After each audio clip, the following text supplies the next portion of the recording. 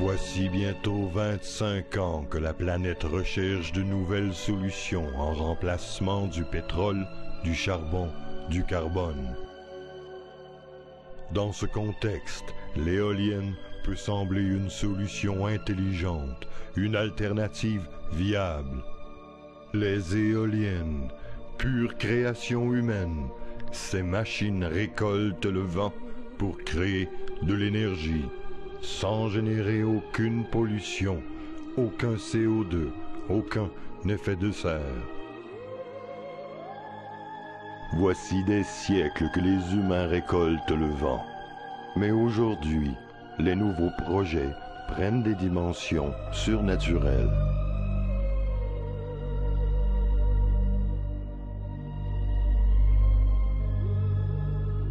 Les nouveaux projets éoliens soulèvent la question de la proximité.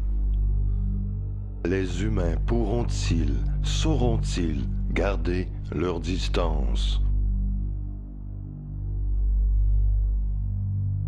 Afin de mieux comprendre les éoliennes, voyons comment celles-ci sont construites. Pour augmenter l'efficacité de l'éolienne, la nacelle s'oriente pour être toujours face au vent. Si le vent est trop faible, les pales pivotent de manière à capter le maximum de vent. Si le vent est trop fort, elles se mettent en drapeau par mesure de sécurité et l'éolienne s'arrête. Dans la nacelle, le mouvement du rotor est transmis à l'arbre lent. La vitesse de rotation de l'arbre lent est augmentée par le multiplicateur. C'est la boîte de vitesse de l'éolienne.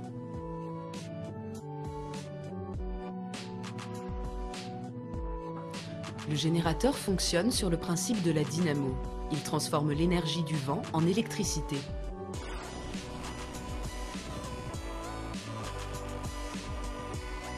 Le frein permet de stopper le mouvement de rotation du rotor. Il n'est utilisé qu'en cas d'urgence.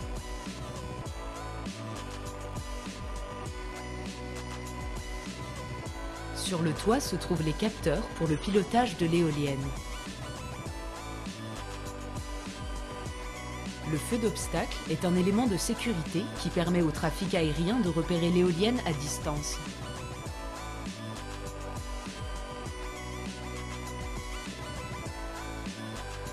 Le paratonnerre protège l'éolienne contre la foudre. Les anémomètres mesurent la vitesse du vent et permettent donc d'arrêter ou de mettre en route l'éolienne. La girouette indique la direction du vent et permet à la nacelle de rester orientée face au vent.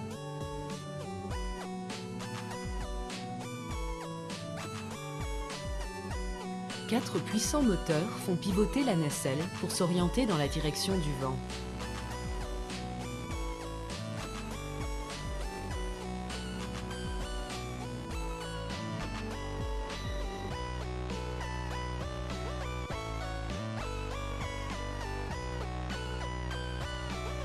Le courant est transporté en bas du mât. Il passe par le convertisseur qui synchronise l'électricité produite par l'éolienne à celle présente sur le réseau électrique. Le courant est transformé en électricité haute tension et passe ainsi de 690 volts à 30 000 volts grâce au transformateur. L'électricité ainsi produite par l'éolienne est envoyée vers le poste source. Le poste source est composé d'un transformateur et d'un disjoncteur.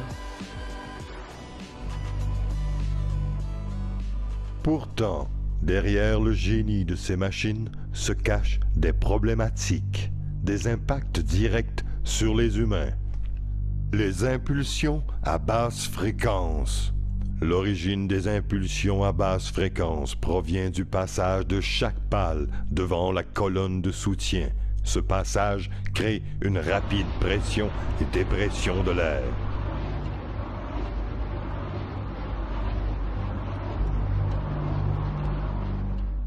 Les éoliennes créent une hyperexcitation des cils vibratiles auditifs causée par une onde persistante.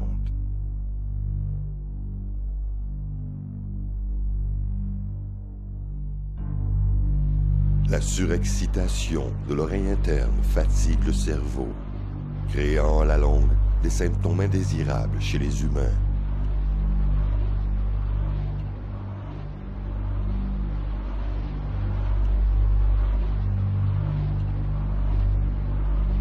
Bonjour à tous et bienvenue dans votre journal. Il est 19h45, nous sommes le samedi 29 octobre.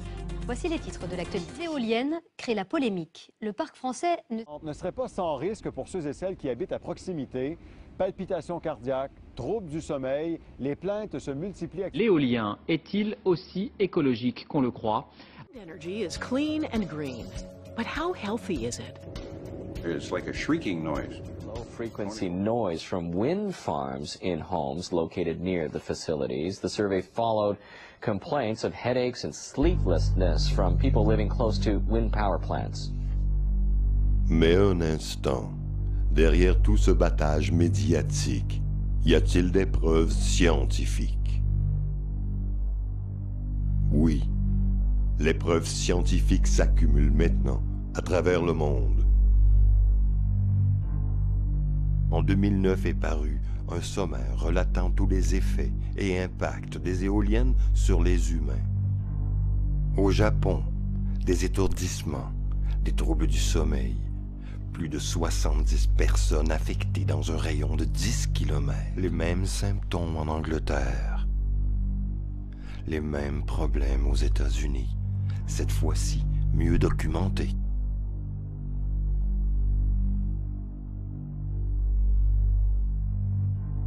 Voyons l'exemple de l'Australie, un pays similaire au Canada, avec le docteur David Heiser. Tinnitus, that's ringing ears, dizziness, headaches, poor sleep, anxiety, depression. Headaches, wanting to vomit all the time, pains in the chest, blood pressure. You go to can't sleep, got sleeping tablets, do nothing for you. Really bad chest pains of a night. De très vives douleurs à la poitrine. Je me réveillais fréquemment le matin avec de sérieux segments de nez. Cela m'a fait vraiment peur. Nous avons développé des migraines, des nausées, et pourtant, nous habitons à plus de 3500 mètres. Nous nous réveillons maintenant la nuit avec des troubles, des palpitations cardiaques, haute pression sanguine. Il faut comprendre que l'apparition des symptômes s'est fait au même rythme que l'implantation des projets éoliens. Aujourd'hui, des études scientifiques à travers le monde confirment cette réalité. Les effets sur les humains et sur les animaux sont maintenant mesurés, prouvés, admis. En Australie, le gouvernement admet que les basses fréquences générées par les turbines créent des impacts sérieux chez les humains. Plus près de nous, l'Association médicale d'humains aux États-Unis reconnaît des conséquences importantes pour les humains à proximité des éoliennes. En 2008, l'Institut national de la santé des États-Unis déclare que les éoliennes créent des risques accrus pour les maladies cardiovasculaires et le cancer. Dirigeons-nous maintenant en Europe, plus précisément en France. Voilà, en fait... Pascal les voit, mais surtout, elle les entend, en permanence, 24 heures sur 24. Elles sont devenues son cauchemar, son obsession. Dans aucune pièce de la maison, je suis protégée du bruit. Pascal a été opérée 2 fois pour des problèmes d'oreille. Depuis, elle porte des prothèses. Mais elle n'avait aucun souci particulier jusqu'au mois d'août 2009, au moment où les éoliennes ont été mises en marche. J'ai commencé à avoir des acouphènes par intermittence. Après, ils sont des acouphènes aigus qui sont devenus permanents. L'impact des éoliennes sur sa santé a été attesté par un médecin. La société exploitante du parc éolien a réalisé des travaux d'insonorisation, mais ils n'ont eu aucun effet sur Pascal, qui a décidé de porter plainte. Et elle n'est pas la seule à être gênée. Une pétition circule dans le village. 39 foyers se plaignent du bruit provoqué par les éoliennes. C'est de pire en pire. On entend de la ferraille qui tourne.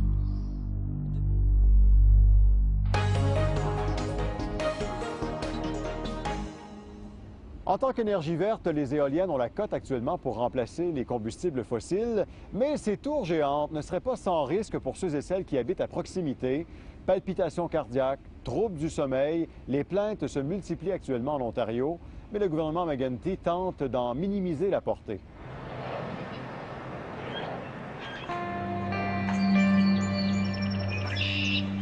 Right today, it sounds like a 747 overhead.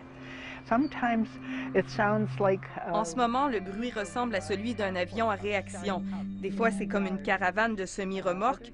D'autres fois, ça sonne comme le bruit d'une locomotive. C'est dans ces moments-là que je ressens aussi les vibrations. That's when I can also feel the vibrations. Stephana Johnston a dépensé ses économies pour construire sa maison de campagne. Bert Seliger, lui, a déménagé à Clear Creek, au sud-est de London, pour vivre une retraite tranquille. Swooshing, pulsating, repetitive. On entend un sifflement, une pulsation répétitive, comme une vibration. C'est très intrusif. And it's very intrusive. Mais il y a 2 ans, un parc d'éoliennes industrielles a été construit à moins de 600 mètres de leur maison. Le bruit trouble leur paix champêtre, mais aussi leur cause des problèmes de santé. Feeling of pressure in the head. Je ressens une pression dans ma tête.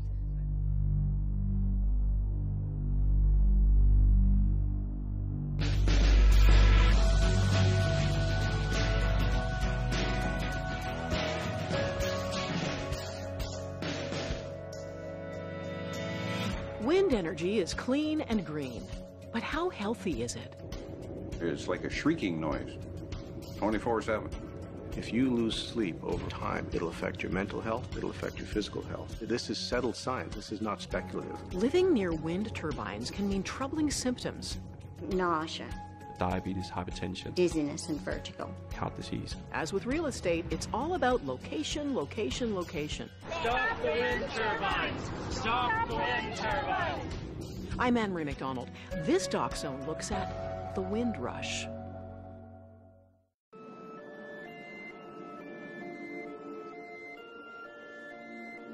I saw the wind turbines on the ridge line there, and you know, they looked beautiful in a sense. You know, from a distance, they really looked like a triumph of human engineering. They looked like the future. Capturing the wind. An old idea resurrected by new technology to produce green electricity. And then as I drove closer, and I got to where the people live there, I thought, well, gee, you know, these homes they seem awfully close to these big machines, you know? These turbines are huge. They have to be productive. But how well can people and wind farms coexist? Dans tous les rapports, dans toutes les études, dans tous les sondages, le problème n'est pas l'impact visuel. L'impact au niveau des humains se crée au niveau du corps, au niveau du cerveau, au niveau des capacités d'apprendre. Les impacts sont nombreux: étourdissement, maux de tête, fatigue chronique, haute pression, troubles de l'équilibre. 20% des personnes à moins de 2000 mètres des éoliennes souffrent de ces symptômes.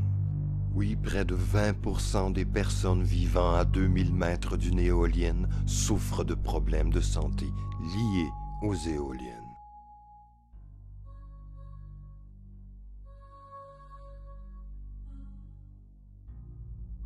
À 800 mètres de là, je l'atteins assez que dans la maison pour nous empêcher de dormir.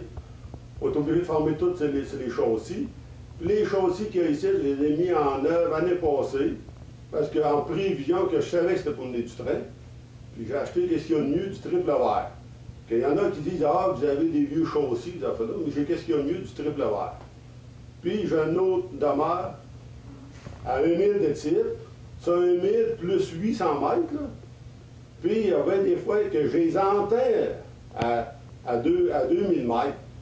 En montagne, il faut que tu mettes ça à 3000 et à 5000 mètres. 2000 mètres, c'est pas assez. Tu l'entends. Tu l'entends. Mais le pire aussi, c'est qu'est-ce qui arrive? Ils nous ont menti là-dessus. Là, 3 semaines, je me suis aperçu qu'ils avaient installé des pancartes c'était dangereux, à 250 mètres. Que là, c'est rendu que je vois, je suis ma terre, là, je suis privé de 220 mètres, que je mets plus qu'à y aller. Au moins 1,5 000 à 2 000 des résidences, que je voudrais pas que ça serait. On les entend dans la maison. La nuit, surtout quand ça tombe bien tranquille, des fois, ça n'est pas normal, on l'entend très bien. Mais c'est cet été, mettre les chaussées ouvertes, ça sera plus vivable, ça ne dormira pas, ça va être la fin du monde. Quand on a commencé à virer, on est revenu avec ma blonde un dimanche au soir, après le festival du bœuf, la fête du travail. J'ai arrivé, il était minuit, c'était la fin du monde, ça venait un train d'enfer. C'est là que ça a débuté. C'est là que ça a débuté. Oui.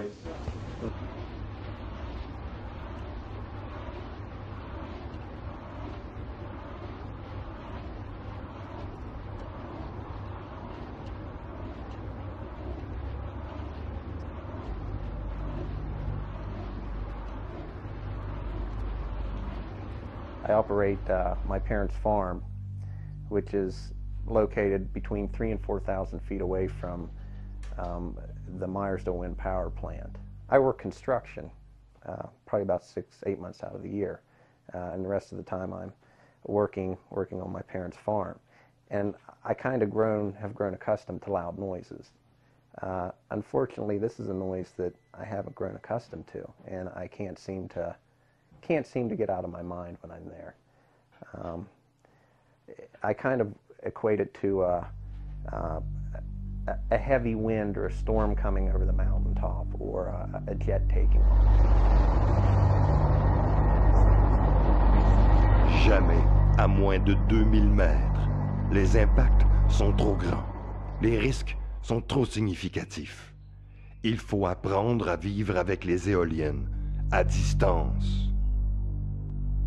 Les seuls projets qui fonctionnent sont en milieu non habité.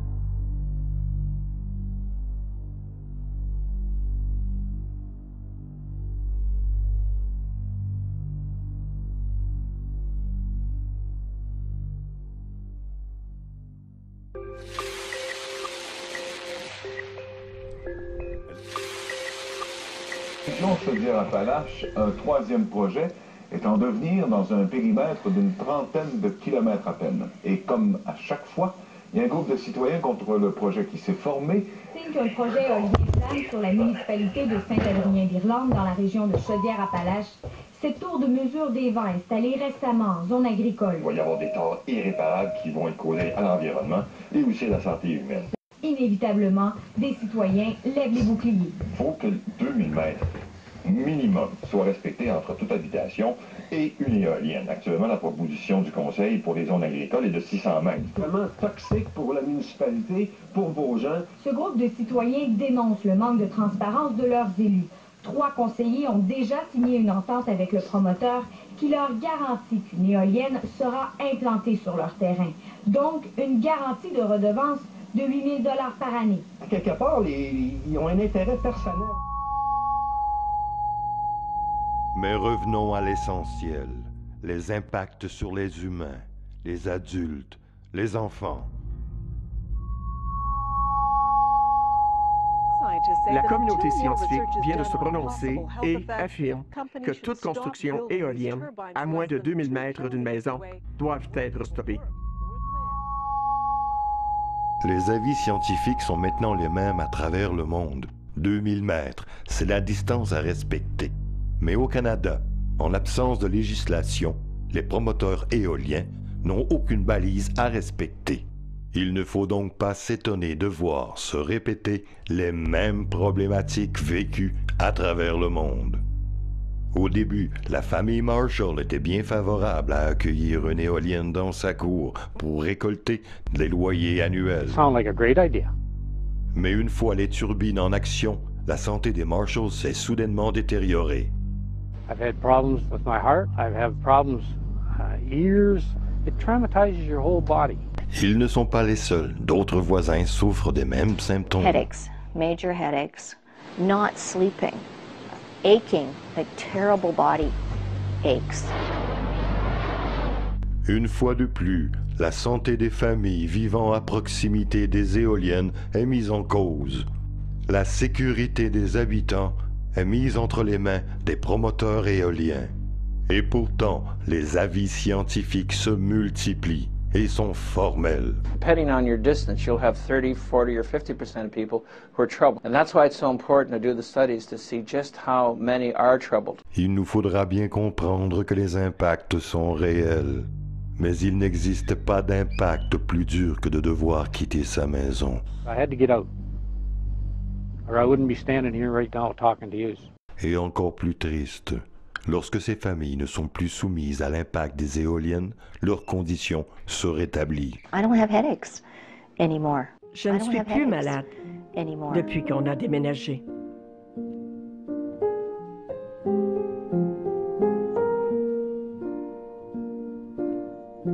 All around me are familiar faces, worn out places, worn out faces, bright and early for their daily races, going nowhere, going nowhere.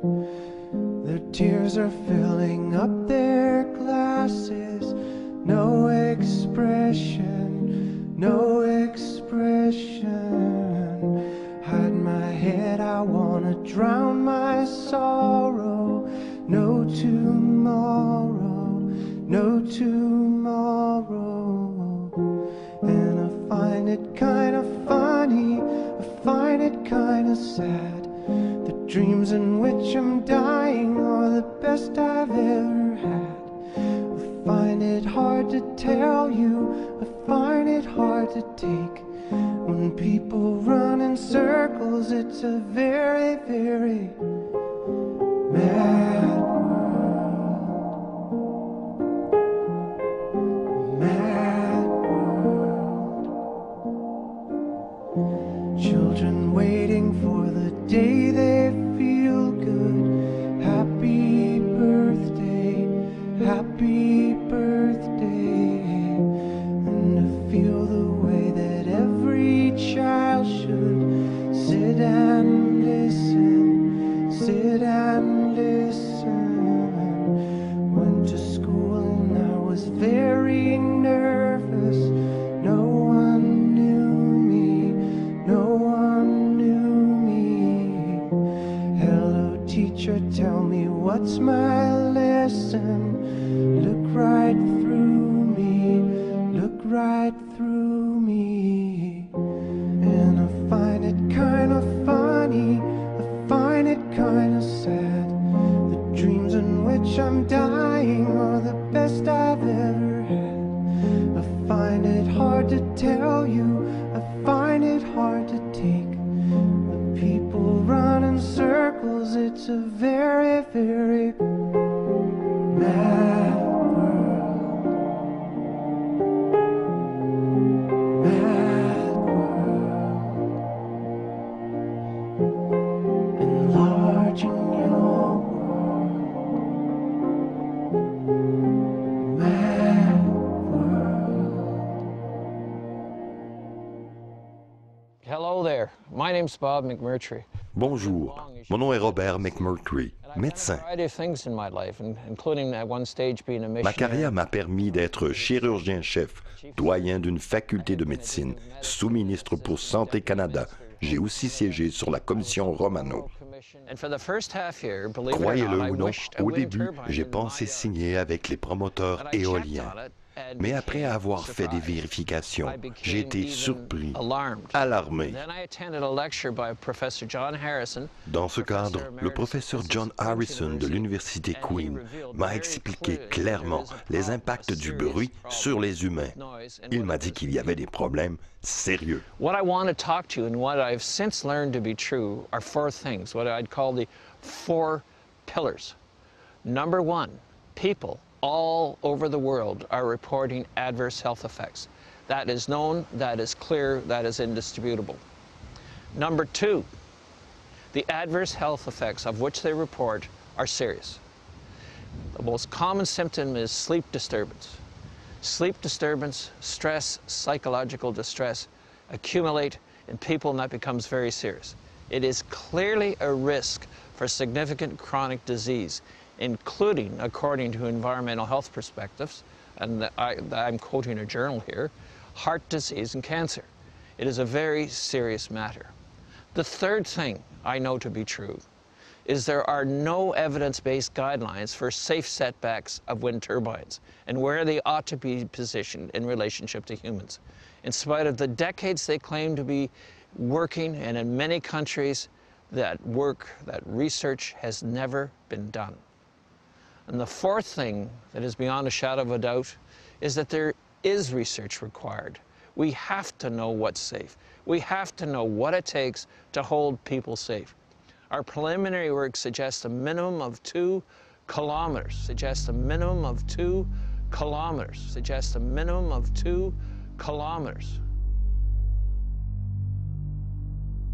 Dans tous les cas,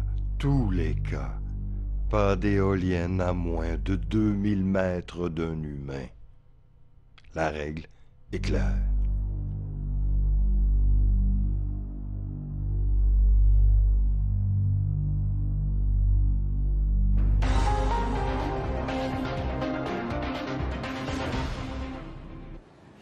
Quand le Québec a pris le virage éolien, c'est au privé qu'il a confié les commandes. Et si les premières éoliennes se sont mises à tourner sans créer de remous en Gaspésie, il en va tout autrement dans le centre du Québec, où des audiences publiques commencent ce soir.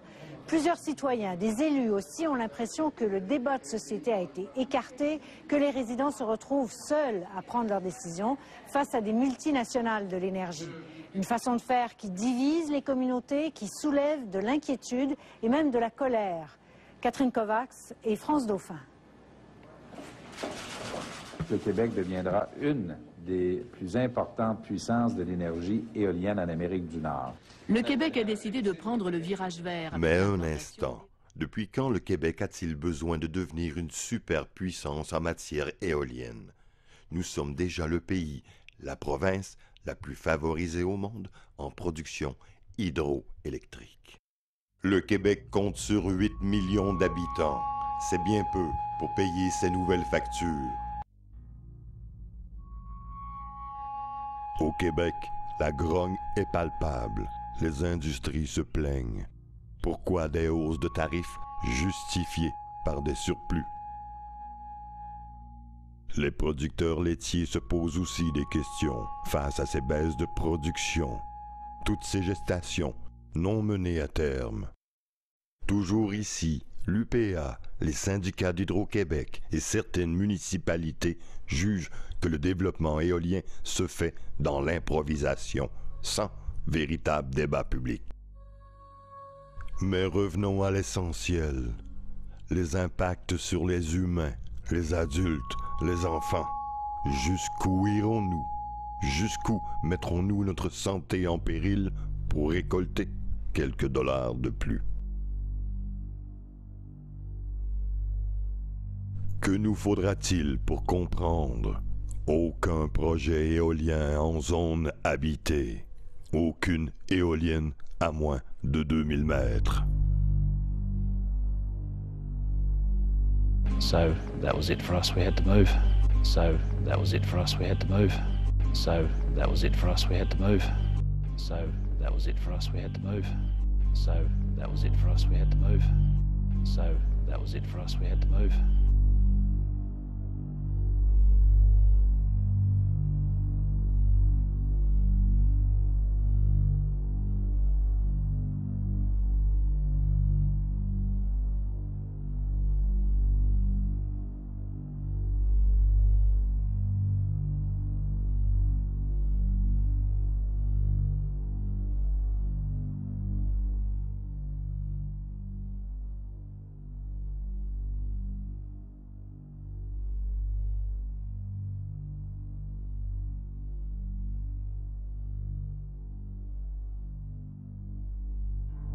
On va vous donner un pourcentage sur les revenus de l'éolienne produite par l'éolienne, 2% des revenus de l'éolienne ou bien la valeur de 8 000 $ par éolienne.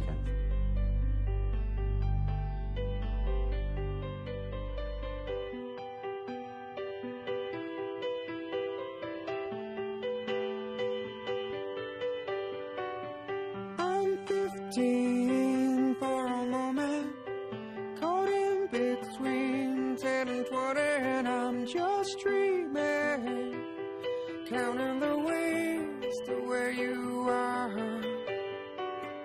I'm 22 for a moment, and she feels better than ever, and we're on fire, making our way back from Mars.